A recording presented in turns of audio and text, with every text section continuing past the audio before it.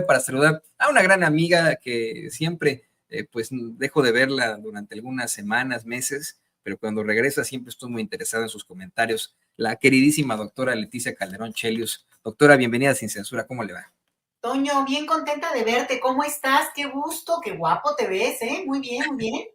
Muchas gracias. Me imagino que es por el pelo cortito y sí, no, Muy me bien. llegó la crisis de la Edad Media, hasta me puse un arete, planeo ponerme un tatuaje en la cara, ¿sí? ¿No? Como el de Mike Tyson. No, tienes muy bonita cara, no Ah, te pongas ya. me, Así, me, me, felicidades, te ves muy bien. me chivea, doctora, me chivea, me siento sonrojado ahora ante sus flores y yo le agradezco mucho. Usted también es una mujer muy, muy guapa, pero sobre todo muy inteligente y siempre estamos muy, muy pendientes de sus comentarios en redes sociales, en los foros en los que participa, por supuesto, los programas en la televisión, en los medios de comunicación corporativos son muy, muy importantes. Y pues, ¿qué le parece que empezamos con ese tema, el tema de hoy? Hace unos momentos la doctora Claudia Sheinbaum, presidenta de México, da a conocer lo que se había anunciado desde ayer por parte del Tribunal Electoral del Poder Judicial de la Federación, que a pesar de que son más de 250 impugnaciones chafas en contra de su triunfo, un triunfo abrumador por más de 30 puntos a su rival, esta señora a la que le encanta la payasada, Xochitl Gálvez, a pesar de eso, ya es lo más seguro es que se garantice la entrega del acta pues vamos, el acta constitutiva de mayoría por parte de ese Tribunal Electoral del Poder Judicial de la Federación como la nueva presidenta de México. ¿Le parece si escuchamos a la doctora? Muchas gracias, Toño. A ver, vamos. Muy buenos días a todos y a todas. Hoy es 6 de agosto y quiero informarles que el día de ayer la presidenta del Tribunal Electoral del Poder Judicial de la Federación informó que el 15 de agosto me será entregada ya formalmente la constancia, el reconocimiento como presidenta electa de los Estados Unidos mexicanos, y el 1 de octubre estaré tomando posesión ya con la banda presidencial como la primera mujer presidenta de México para el periodo 2024-2030, presidenta constitucional. Les recuerdo que ganamos la elección con casi 36 millones de votos, con poco más del 30% de votación, 30 puntos arriba del segundo lugar. El pueblo de México claramente dio un mandato que continúe la cuarta transformación de la vida pública iniciada por el presidente Andrés Manuel López Obrador. También en estos días el Tribunal Electoral del Poder Judicial de la Federación tiene que ratificar el número de diputados, diputadas, senadores y senadoras que le corresponden a cada partido político. En este caso les recuerdo que hay 300 diputados y diputadas electas directamente en cada uno de los distritos electorales y 200 diputados que se distribuyen de manera proporcional, lo que llamamos los 200 plurinominales. En el caso del Senado son 2 senadores, senador o senadora por estado de la República, un senador de la primera minoría y también una lista que se distribuye como representación proporcional. En los últimos años se han seguido las mismas reglas que están establecidas en la Constitución y en las leyes electorales. Eso es lo que dijo el pueblo de México, el número de votos que le corresponden a cada partido político. Pero recientemente la oposición ha dicho ahora que hay una sobrerepresentación de los partidos de nuestra coalición, de Morena, del PT y del Verde. Esto es completamente falso. Lo único que tiene que hacer el tribunal es hacer lo mismo que se ha seguido en las últimas elecciones y asignar los diputados y diputadas que le corresponden a cada partido político. Una vez que haga esto el Tribunal Electoral, entonces, a partir del 1 de septiembre estará conformado la Cámara de Diputados, la Cámara de Senadores, y como lo ha establecido ya el INE, pues tenemos una mayoría calificada en la Cámara de Diputados y una mayoría muy importante en la Cámara de Senadores. Esto significa que vamos a seguir avanzando en estas reformas constitucionales que hay que ser muy claros. Lo que representan es más justicia, más libertades, más democracia y más bienestar para el pueblo de México. Este fue el mandato popular del 2 de junio. Este 15 de agosto recibo esta constancia y como siempre mi compromiso con ustedes, agradeciéndoles, no voy a defraudar, no mentir, no robar y no traicionar al pueblo de México. Bueno, pues ahí lo tiene usted, querido público consentido. Doctora, bueno, además de que es esta consolidación del triunfo, habla de la sobrerepresentación, porque ya esa pues unión de cretinazos y fascistas, mejor conocida como la Marea Rosa, amenazan con volver a marchar enarbolados con el fracaso que fue Xochitl Gálvez. Xochitl Gálvez dice que le están quitando 10 millones de votos y que ella va a marchar con Claudio X González. Y pues a mí me parece, si me lo permite, una situación más bien triste para la misma Xochitl Gálvez, que bueno, pues sigue de fracaso en fracaso y de payasada en payasada. ¿Qué os puede decir sobre todo esto, querida doctora? Oye, pues lo primero que te diría, Toño, es que qué clara es la doctora Claudia Sheinbaum, explica muy bien, digo, ahí se nota que es maestra, porque la verdad, muy clara, digamos, no tiene una pausa que tú digas, bueno, ahí ya se equivocó, no, clarito está explicando lo que es el proceso que viene. Y una de las cosas importantes, mencionó 250 impugnaciones. Pues se me hace poquísimo, Toño, porque en todo proceso electoral hay una cantidad de impugnaciones que son legales. Tú te puedes, digamos, poner en contra del proceso electoral porque en tu casilla había personas que tú viste que traían las playeras de los partidos políticos, del que sea, y vas y metes una impugnación a esa casilla. O sea, puede haber, te podría decir que miles de impugnaciones. Entonces, que haya 250, que en todo caso sean las que tienen ese nivel de validez como para que hayan llegado al tribunal y que el tribunal los esté observando, me parece que estamos frente a una elección todavía más pulcra en el sentido de que pues, realmente no es un número que sorprende a nadie. Así que de entrada te lo digo, no creas que esto es como para asustar a nadie y más bien yo digo lo contrario, que poquitas respecto a la elección, imagínate, o sea, la cantidad de personas que votamos, la cantidad de casillas que hubo, la cantidad de procedimientos y de también tal cual, ¿no? Impugnaciones, respuestas que pudo haber en términos de lo que cada quien observa y que no le parece y es válido. Bueno, pues ahí están. Entonces, con esta observación que va a hacer el tribunal respecto a esas impugnaciones que además ya las tiene avanzadas, ya se anuncia la fecha porque obviamente eso ya está como revisado, apuntalado, digamos, hacia donde debe de dar la respuesta legal. Todo va a ser con respuesta legal y eso les corresponde a ellos. Entonces, pues habemos presidenta de este país, Toño. Yo creo que la noticia importante es esa, poner ya una fecha, porque eso también ya da certezas. Ahora, tú hablabas de la respuesta que se está dando desde la oposición.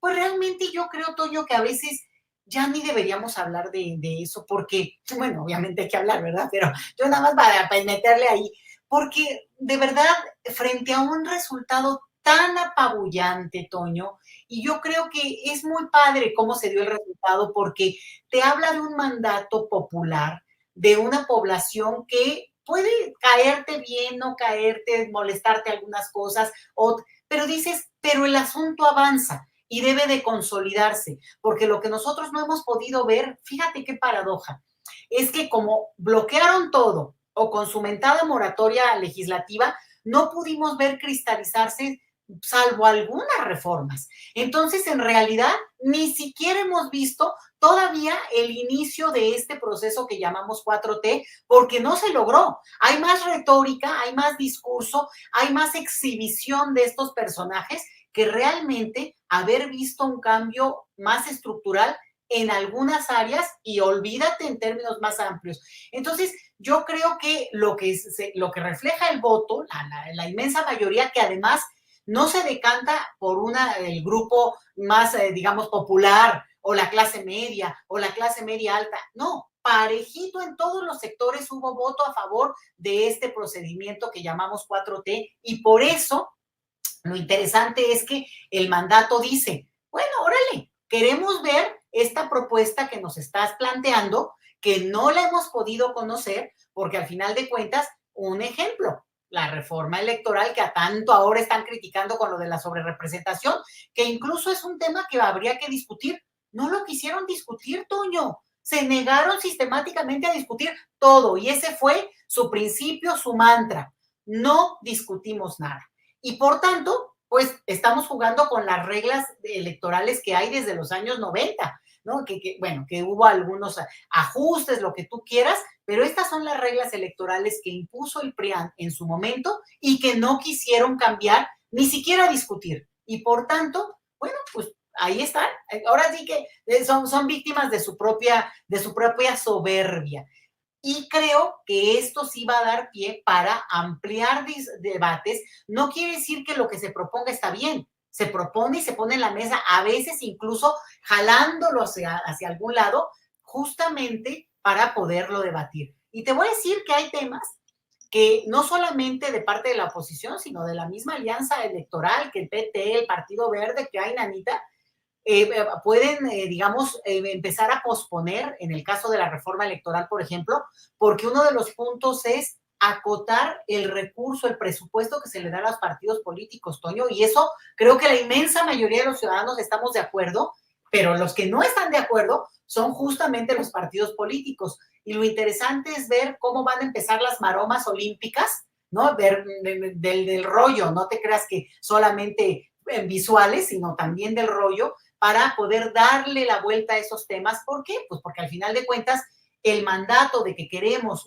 un presupuesto más acorde a la realidad del país que tenemos en términos de lo electoral, pues no les gusta tampoco tanto, ni a los aliados ni a nadie. Entonces, ahí es donde vamos a ver también de qué lado están y cómo mastica la iguana, como se dice, en estos debates que esperemos ver en un futuro muy, muy inmediato. Primero va esta discusión que ya está de hecho abierta, que es la del Poder Judicial, que es muy interesante, porque también al final, pues ha vislumbrado algo que todos sabíamos y que todos coincidimos del mundo y del ambiente que tú me digas, y es pues que este es un sistema muy injusto, muy impune, y donde realmente, al final de cuentas, bueno, hay mucha corrupción y hay un uso de la justicia de una manera muy tendenciosa. Entonces, digo, aquí en este país, si tú dices lo contrario, pues primero tendrías que demostrarlo y sería muy difícil que alguien, salvo cuando pues se ciega. Es más, hasta los propios jueces han reconocido pues que está esa realidad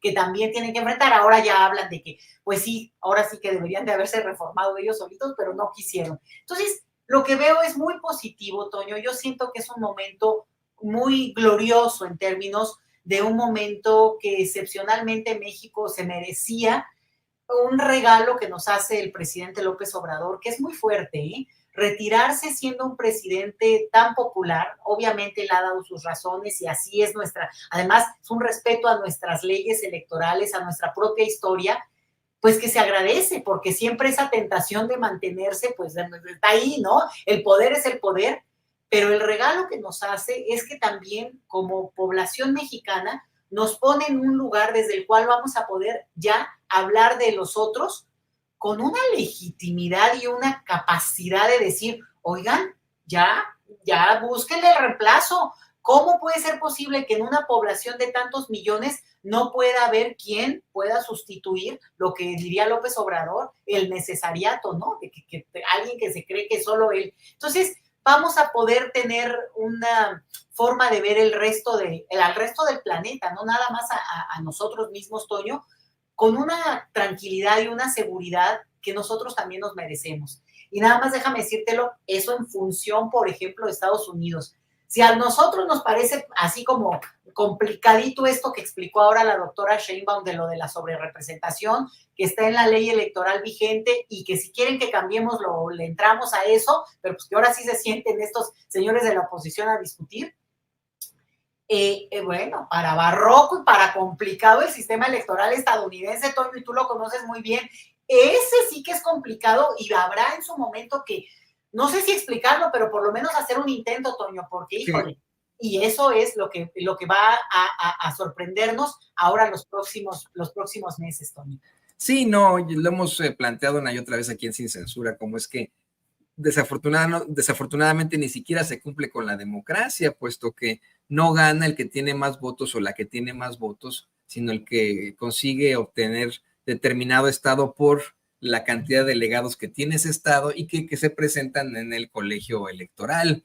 de acá de los Estados Unidos. Fíjate que en unos minutos más estaré caminando yo a la biblioteca cerca de aquí de mi casa para ejercer mi voto por primera vez como mexicano estadounidense en la primaria de Missouri. Así que vamos a estar muy, muy pendientes de eso. Les voy a mandar fotos para que la tengan por ahí. Pero lo que está ocurriendo en este proceso electoral de los Estados Unidos, y le pido al equipo que nos grabe, porque precisamente, les guste o no, más allá de las armas de fuego, más allá de las diferencias, de la polarización, de la economía, de las relaciones extranjeras que se tienen, las relaciones en el mundo, el eje central, como usted siempre lo ha planteado, doctora, es el migratorio en esta elección. Y hay muchísimas situaciones alrededor de esa elección del eje migratorio.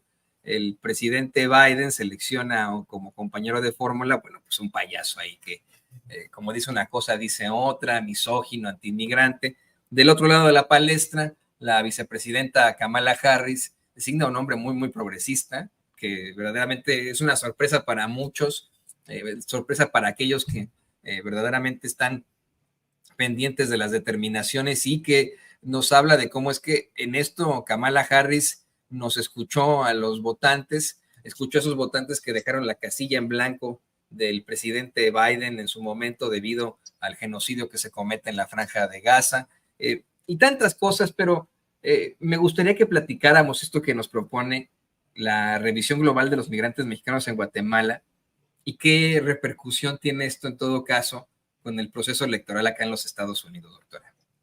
Mira, Toño, el tema migratorio es uno de los ejes de la política estadounidense, pero como ellos lo dicen, y tú lo sabes muy bien, doméstica. No lo ven como un tema externo, lo ven como un tema que les afecta y cuando les afecta. Y todo, aunque esté lejos en términos de geografía, en tanto tenga un impacto en su sociedad y en su debate interno, entonces lo ven como su tema.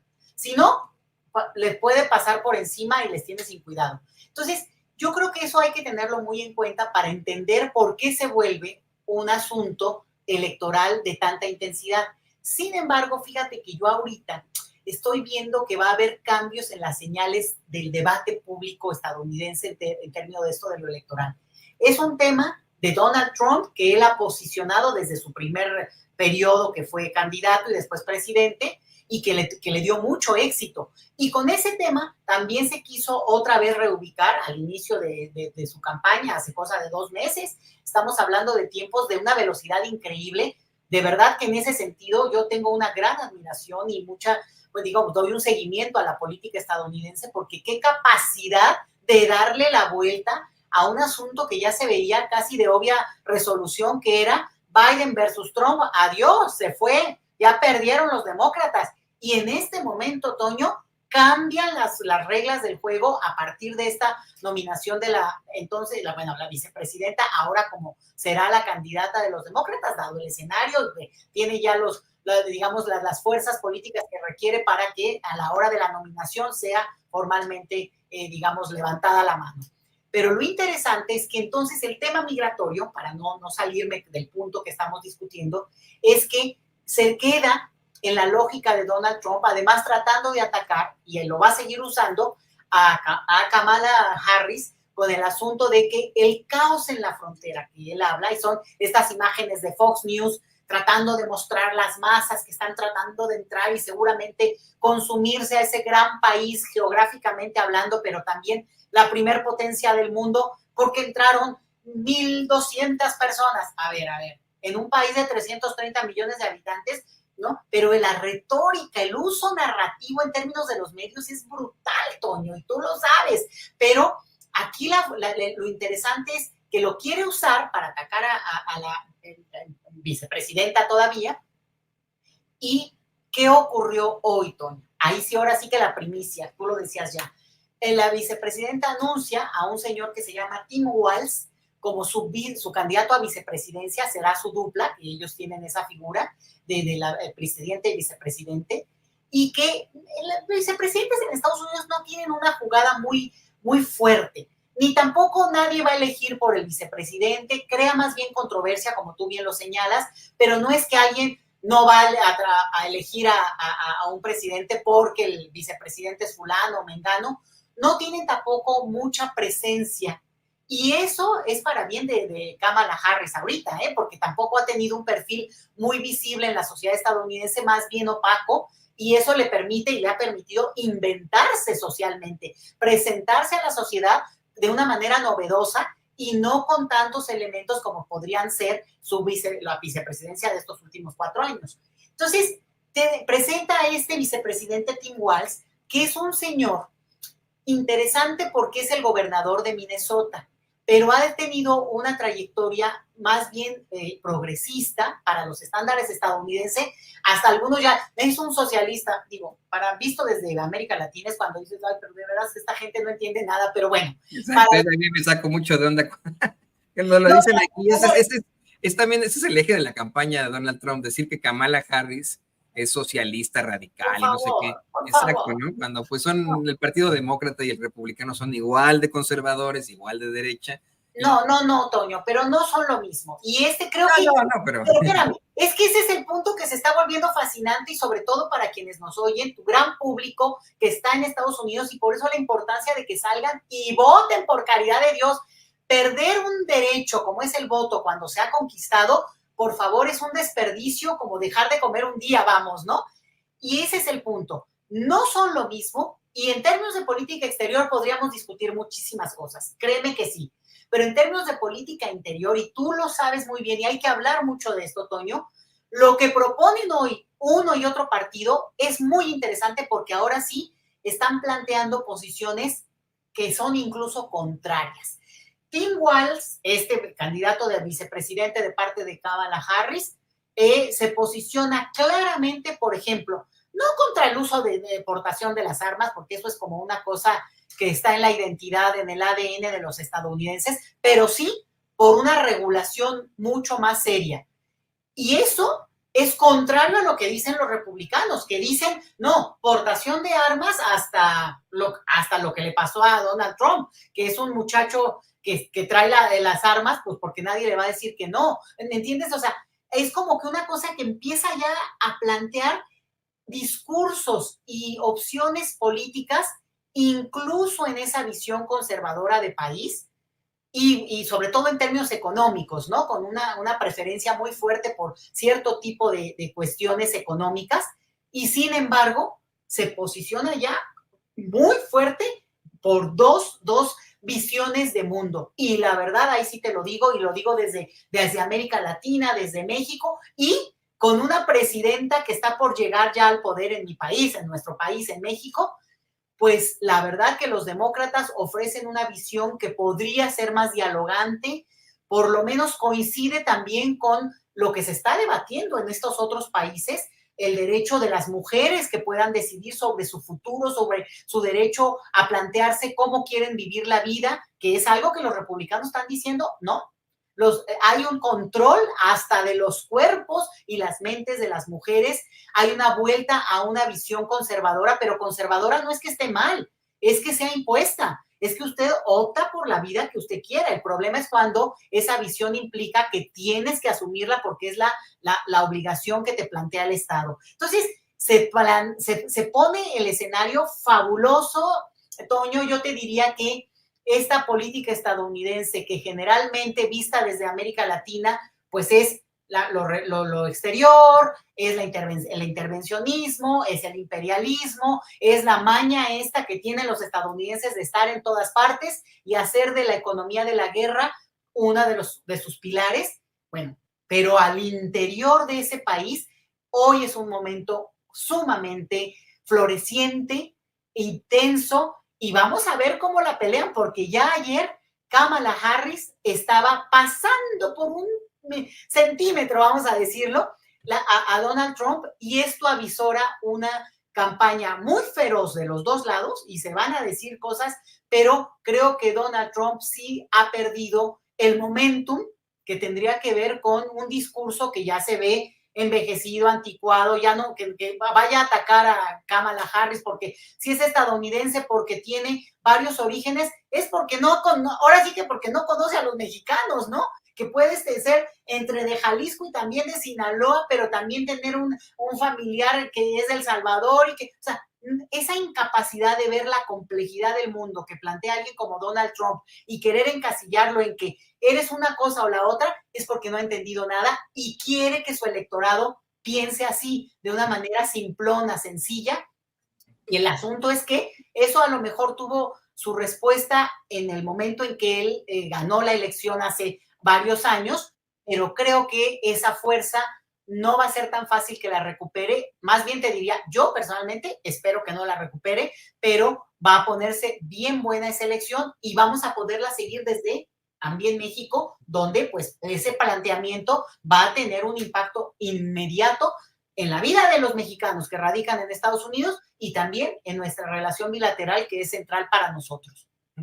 No, sí, pues yo he visto algunas otras encuestas en las que ya va predominando la vicepresidenta Kamala Harris.